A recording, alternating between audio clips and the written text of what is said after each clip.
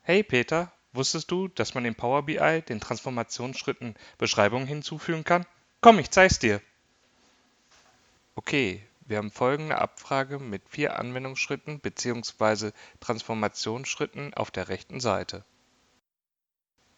Im letzten Transformationsschritt filtern wir das Buchungsdatum.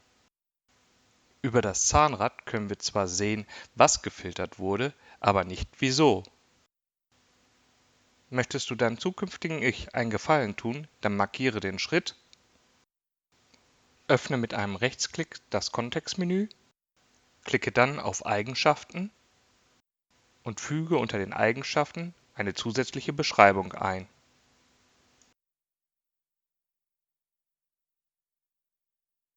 Nun erscheint am Schritt das Info-Symbol